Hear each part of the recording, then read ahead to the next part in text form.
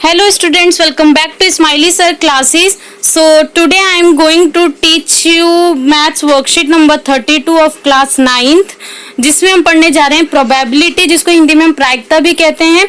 तो इसमें हम क्या पढ़ेंगे, इसमें सबसे पहले लिखा है रिक्वायर्ड प्रीवियस नॉलेज, कि हमें पहले इसके बारे किस चीज की हमें नॉलेज होनी चाहिए। तो understanding of probability of an event and knowledge of coins and dice, यानी कि हमें प्रोबेबिलिटी की थोड़ी बहुत समझ तो होनी चाहिए कि प्रोबेबिलिटी ऑफ एन इवेंट क्या होता है, और नॉलेज ऑफ कॉइन्स होनी चाहिए, कॉइन्स के बारे में पता होना चाहिए, और साथ में डाइस के बारे में भी पता होना चाहिए। Now let us revise what we have learned about probability in previous classes. तो पहले हम रिवाइज कर लेते हैं कि पिछली क्लासेस में हमने प्रोबेबिलिटी के बारे में क्या पढ़ा है। With the help of probability we can write numerically an estimation और possibility of events that occur in many situation. Probability की हेल्प से हम किसी भी एस्टिमेशन को, हमने कोई अनुमान जो लगाया है, किस चीज का अनुमान possibility of events that occur in many situation, मतलब बहुत सी सिचुएशंस में जो पॉसिबिलिटी ऑफ इवेंट्स होती है उनका अनुमान या उनका अंदाजा लगाने का जो न्यूमेरिकल तरीका है उसको हम प्रोबेबिलिटी कहते हैं। अब इसका फॉर्मूला क्या होता है, प्रोबेबिलिटी ऑफ एन इवेंट क्या होती है, तो number of outcomes favourable for the event upon में total number of outcomes of the experiment. यानी कि ऊपर हमें वो नंबर लिखने हैं कि जितने पॉसिबल आउटकम्स आएंगे या जितने भी किसी इवेंट का जो फेवरेबल आउटकम्स हैं, और नीचे जो आएगा वो आएगा टोटल नंबर ऑफ आउटकम्स की, आउटकम के जितने टोटल नंबर है वो नीचे आ जाएगा। इसको और अच्छे से हम एग्जांपल्स के थ्रू हम समझ पाएंगे। तो let us understand what is equally likely events और आउटकम्स। तो हम पहले समझते हैं कि लाइकली इवेंट्स या आउटकम्स क्या होते हैं। व्हेन टॉसिंग अ कॉइन, जब हम किसी कॉइन को टॉस करते हैं, कोई सिक्का हम उछालते हैं, there are two possible outcomes of an experiment. तो उस एक्सपेरिमेंट के दो पॉसिबल आउटकम्स होते हैं, या तो आएगा हेड या आएगा टेल, ठीक है। उसके बाद तो probability of getting a head is 1/2। Head आने की प्रोबेबिलिटी 1/2 होती है। क्यों? क्योंकि हमारे पास दो पॉसिबल आउटकम्स हैं, एक है हेड और टेल, यानी कि टोटल आउटकम्स कितने हुए 2, और उसमें से हेड कितनी बार आ सकता है, एक ही बार हेड आ सकता है उछालने पे कॉइन, तो इसलिए वो 1/2 हो गया। यानी कि हमने ऊपर जो रखा पॉसिबल आउटकम्स रखा कि हेड कितनी बार आ सकता है, और नीचे टोटल आउटकम्स रख लिया। सेम इसी तरीके से probability of getting a tail भी क्या हो जाएगा, 1/2 होगा। We have seen in the experiment of tossing a coin that each of the outcome has the same chance of occurring, therefore both the outcomes of the experiment are equally likely। अब क्योंकि दोनों की probability same आई है, इसलिए हम इसको equally likely probability या outcomes हम कह सकते हैं। When each of the outcome of the experiment has the same chance of occurring, then we can say the outcomes of the experiment are equally likely। वही ये बोल रहा है कि जब हम किसी भी एक्सपेरिमेंट का जो प्रोबेबिलिटी आएगी सेम आती है, तो उसे हम क्या कहते हैं, इक्वली लाइकली कहते हैं। Now let us consider an experiment of throwing a dice. अब हम डाइस के साथ एक एक्सपेरिमेंट करेंगे। Now get back into the question. अब हम क्वेश्चन को जो है नोटबुक में सॉल्व करेंगे। तो फर्स्ट है, देयर आर 6 पॉसिबल आउटकम्स, कि एक डाइस है उसके 6 पॉसिबल आउटकम्स ही हो सकते हैं, या तो 1 आएगा, 2 आएगा, 3 आएगा, 4 आएगा, 5 या 6 आएगा। अब जो क्वेश्चन इसका बनता है वो पहला क्वेश्चन ये है कि what is the probability of getting result 2, यानी कि 2 आने की हमें प्रायिकता इसमें बतानी है। तो 2 आने की प्रायिकता हम कैसे बता सकते हैं इसमें, तो सबसे पहले हम देखेंगे प्रोबेबिलिटी ऑफ एन इवेंट, ठीक है। तो इवेंट क्या है, हमें 2 की प्रोबेबिलिटी निकालनी है, तो ई के जो प्लेस उस पे हम 2 लिख लेंगे। और अब हम देखेंगे, हमने फॉर्मूला पढ़ा था कि यहाँ पे जो होता है, यहाँ पे होता है कि कितना पॉसिबल आउटकम्स है। तो 2 देखो कितनी बार है, एक ही बार है, तो यहाँ पे आ गया 1, और नीचे हमारा आता है टोटल आउटकम्स। तो टोटल आउटकम्स हैं कितने, 1 2 3 4 5 6, तो टोटल आउटकम्स हैं 6। ओके, तो प्रोबेबिलिटी ऑफ गेटिंग रिजल्ट 2 हमारा क्या आ गया, 1/6। इतना तो सबको समझ आ गया। एक बार फिर बता दूं कि ऊपर आएगा पॉसिबल आउटकम्स कि दो कितनी बार आ सकता है, एक ही बार दो आ सकता है क्योंकि हम डाइस को सिर्फ एक बार उछाल रहे हैं, ठीक है। और टोटल आउटकम्स कितने, 6, तो 1/6 हो गया। अब हम सेकंड क्वेश्चन करते हैं। तो सेकंड क्वेश्चन में वो बोल रहा है what is the probability of getting result 5 आने की प्रोबेबिलिटी हमें बतानी है। तो सेम हम फर्स्ट की तरह करेंगे, PE इज इक्वल्स टू, अब यहाँ पे क्या हो जाएगा 5 हो जाएगा क्योंकि हमें 5 की प्रोबेबिलिटी निकालनी है। तो इज इक्वल्स टू, इस बार मैं आपको फॉर्मूले के साथ बताऊंगी कि आपको एग्जाम में कैसे लिखना है। तो यहाँ पे आता है यहाँ पे आएगा पॉसिबल आउटकम्स और नीचे आएगा टोटल नंबर ऑफ आउटकम्स।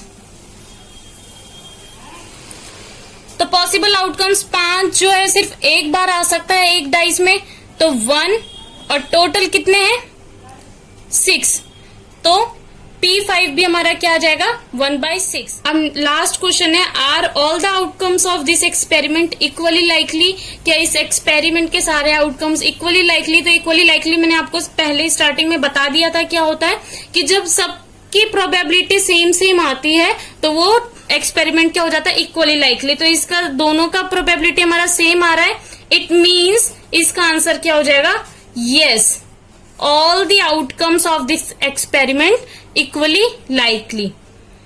तो हम लिख देंगे अब yes all the outcomes of this experiment equally likely. अब इसका रीजन तो आपको पता चल ही चुका है क्योंकि अगर हम किसी भी चीज की प्रोबेबिलिटी निकालेंगे, जैसे हमने 2 की निकाली है, 5 की निकाली है, ऐसी अगर मैं 1 की प्रोबेबिलिटी निकालूं, 3 की निकालूं, 4 की निकालूं, 6 की निकालूं, तो सबकी 1/6 ही आएगी। इसलिए जो ये एक्सपेरिमेंट हो गया वो हमारा हो गया इक्वली लाइकली एक्सपेरिमेंट। अब हम करेंगे सेकेंड क्वेश्चन। सो अब हम नेक्स्ट क्वेश्चन देखते हैं। Bag has 4 red balls and 2 yellow balls. एक बैग में 4 रेड बॉल्स हैं, 2 येलो बॉल्स हैं। The balls are identical in all respects other than colour. उनका कलर अलग अलग है बट शेप और साइज सेम है। मतलब ऐसा ना हो कि हम उठाएं तो कोई बड़ी बॉल हाथ लग जाए, ऐसे नहीं होगा, सबका शेप और साइज सेम है। तो इसका फर्स्ट क्वेश्चन है what is the probability of getting a red ball. Red ball निकालने की प्रोबेबिलिटी क्या होगी। तो हम इसमें सबसे पहले देख लेते हैं कि रेड बॉल है कितनी, नंबर ऑफ रेड बॉल्स है कितनी। तो नंबर ऑफ रेड बॉल्स है हमारी 4 और टोटल नंबर ऑफ बॉल्स कितना है,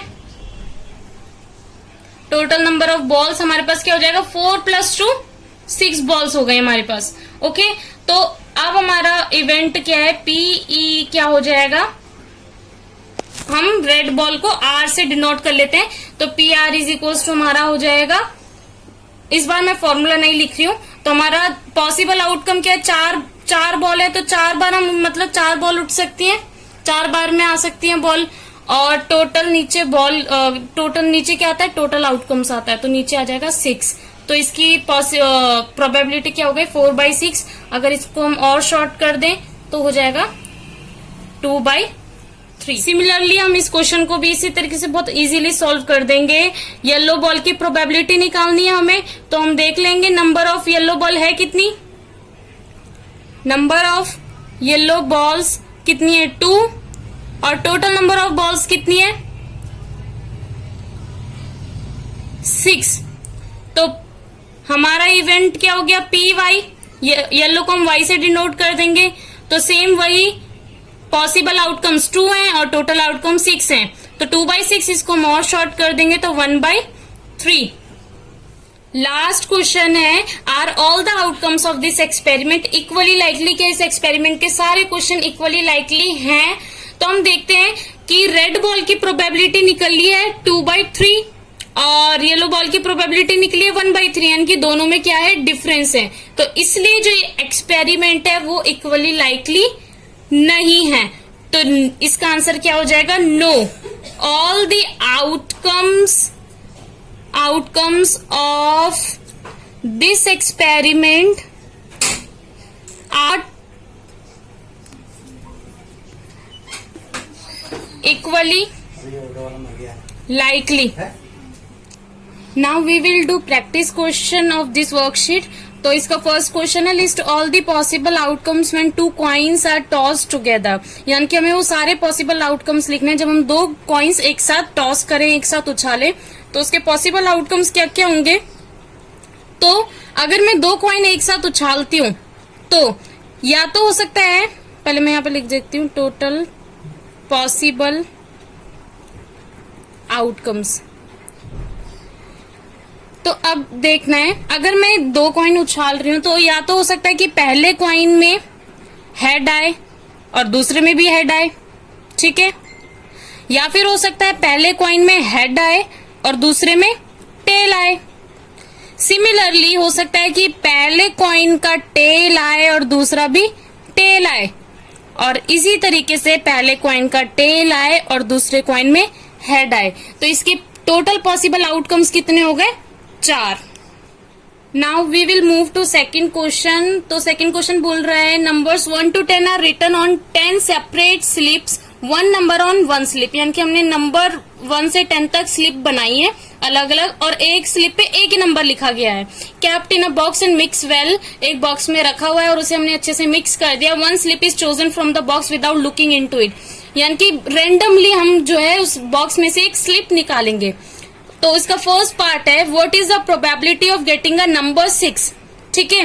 तो आंसर सेकंड हम देखते हैं, आंसर सेकंड का फर्स्ट, तो वो बोल रहा है probability of getting a number 6, यानी कि हमारा इवेंट क्या हो गया 6 की प्रोबेबिलिटी हमें निकालनी है, तो हमारा इवेंट 6 की प्रोबेबिलिटी है, यानी कि तो इसके लिए हमने क्या करना है, वही सेम चीज फॉर्मूला में बता चुकी हूँ कि यहाँ पे हमारा जो होगा पॉसिबल आउटकम्स, तो जब 1 से 10 तक सिर्फ एक ही पर्ची है तो 6 सिर्फ एक बार आ सकता है, ठीक है, और टोटल नंबर ऑफ आउटकम्स कितने हो सकते हैं 10, तो इसका क्या आंसर आ जाएगा 1/10। सिमिलरली हम बी पार्ट इसका करेंगे, तो इसमें वो पूछ रहा है what is the probability of getting a number greater than 6, greater than 6 हमें बताना है कि इनकी प्रोबेबिलिटी क्या होगी। तो सबसे पहले तो इसमें हम लिखते हैं कि ग्रेटर देन 6 कितने नंबर हैं, तो ग्रेटर देन 6 कौन कौन से हो जाएंगे, नंबर ग्रेटर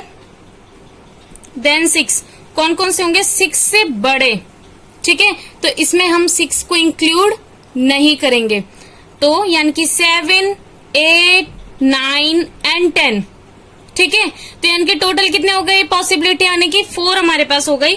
तो हमारा इवेंट क्या हो गया, ग्रेटर देन 6, ओके। तो हमारे पास पॉसिबल आउटकम्स कितने 1, 2, 3, 4, और टोटल आउटकम्स तो हमारे सेम ही है 10, ठीक है। तो कितना बन गया 4/10। अगर इसको हम शॉर्ट कर दे तो करके क्या हो जाएगा 2 2 4, 2 5 10, यानी कि 2/5 इसकी जो है प्रोबेबिलिटी आ गई है। तो इसी तरीके से प्रोबेबिलिटी जो है बहुत ही इजी सेक्शन है मैथ का 9th क्लास का, और बहुत ही इजीली मतलब समझ जाते हैं, तो बहुत आसान है। Okay, so this is it for today. So thank you so much बच्चा लोग for watching this full video, and don't forget to like, share and comment on this video, और हमारे चैनल को सब्सक्राइब करना बिल्कुल ना भूलें अगर आपने सब्सक्राइब नहीं करा है, और अगर आप हमारे चैनल के पहले से सब्सक्राइबर है तो उसके लिए thank you very very much, और सब्सक्राइब नहीं करा तो जल्दी से सब्सक्राइब कीजिए और बगल में बने हुए बेल आइकन को दबाना मत भूलना, ताकि हमारी वीडियोस के लेटेस्ट नोटिफिकेशंस आपको मिलते रहे। Okay, so bye bye, love you all. Smiley Sir Classes shining off.